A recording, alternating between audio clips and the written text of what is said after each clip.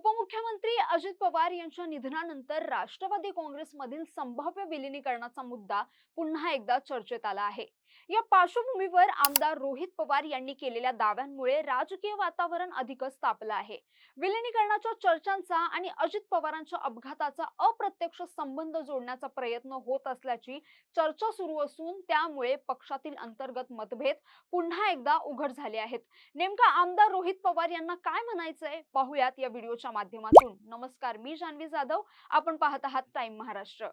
राष्ट्रवादी काँग्रेसमध्ये संभाव्य विलीनीकरणाचा मुद्दा अजित पवारांच्या निधनानंतर पुन्हा एकदा चर्चेच्या केंद्रस्थानी आला आहे। उपमुख्यमंत्री अजित पवार यांच्या निधनानंतर पक्षातील घडामोडींना वेग आला असून भविष्यातील राजकीय दिशा काय असणार याबाबत विविध तर्कवितर्क लावले जात आहेत। विशेषतः राष्ट्रवादीच्या दोन्ही गटांमध्ये विलीनीकरण होणार का याबाबत राजकीय वर्तुळात चर्चा रंगली आहे। या पार्श्वभूमीवर आमदार रोहित पवार यांनी केलेल्या वक्तव्याने नव्या चर्चेला तोंड फुटलं आहे। विलीनीकरणासंदर्भातील एका महत्त्वाच्या बैठकीत नेमकी काय चर्चा झाली होती याची माहिती फक्त त्यांना आणि अजित पवारांनाच होती असा दावा रोहित पवारांनी केलाय। अजित पवारांसोबत जायचं की अजित पवार एनडीए मधून बाहेर पडावे यासारख्या पर्यायांवरही चर्चा झाल्याचं रोहित पवारांनी सांगितलंय। रोहित पवारांच्या या विधानामुळे राजकीय वातावरण अधिकच तापलं आहे। आमदार रोहित पवारांनी थेटपणे विलीनीकरण मान्य नसणाऱ्या काही लोकांना अपघाताच्या संशयात ओढल्याचा प्रयत्न केल्याचं त्यांनी दिसतंय। पाहुयात रोहित पवार काय म्हणाले ते। विषय संपलेला आहे। अजितदादा असताना अजितदादांबरोबर आमची चर्चा काय झाली हे त्या ठिकाणी आम्हाला माहिती आहे।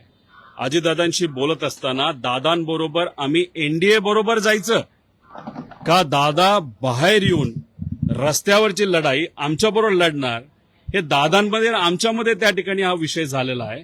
आज दादा नाही आहेत, त्यामुळे याच विषयावर चर्चा करणं गौण आहे आणि त्यामुळेच मी सांगतो की आमच्यासाठी या विषयाला पूर्णविराम लागलेला आहे दादा गेल्यानंतर लगेचच्या लगेच।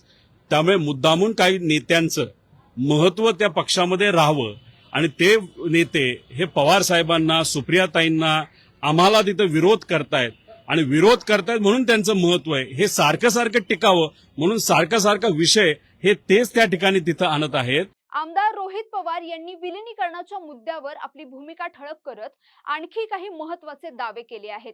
रोहित पवारांच्या मते राष्ट्रवादीच्या प्रदेशाध्यक्ष पदासाठी खासदार अमोल कोल्हे यांची नियुक्ती व्हावी अशी इच्छा उपमुख्यमंत्री अजित पवार यांची होती असं मोठं विधान रोहित पवारांनी केलंय।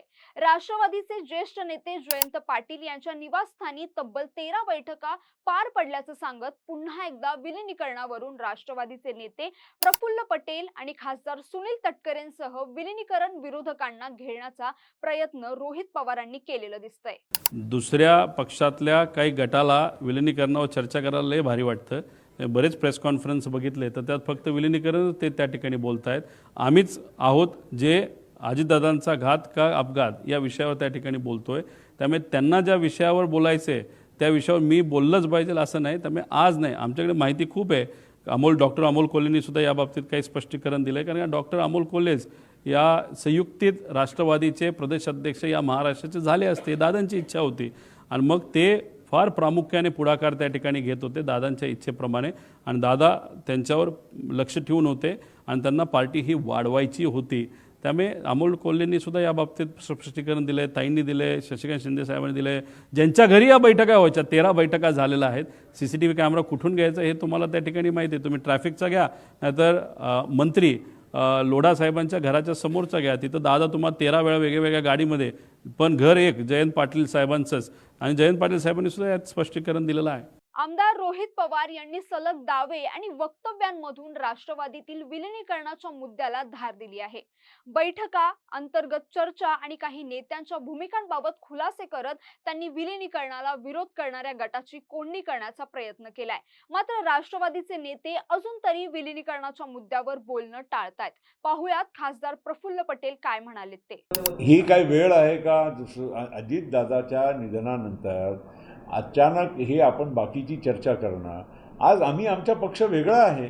आज पक्ष आमचा वेगळा असताना आम्हाला आमच्या पक्षाची जी विधिमंडळाची नेतृत्वाची जागा किंवा आमच्या पक्षाच्या संघटनेची जी जागा आहे ते भरण्याची जबाबदारी आमच्यावर आहे आणि आम्ही ते पूर्ण करत आहोत. एकंदरीतच अजित पवार यांचे पुतणे असलेले आमदार रोहित पवार सातत्यानं अजित पवारांचा अपघात नव्हे तर घातपात असल्याचा संशय उपस्थित करतायत.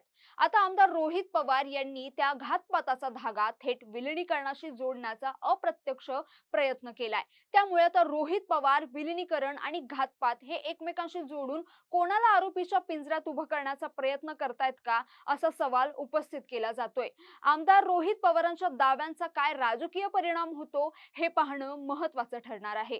तर तुम्हाला याबद्दल काय वाटतं? तुम्हाला हा व्हिडिओ कसा वाटला आम्हाला नक्की कमेंट करून सांगा आणि अशाच व्हिडिओसाठी टाइम महाराष्ट्राला फॉलो आणि चॅनलला सबस्क्राईब करायला विसरू नका. धन्यवाद.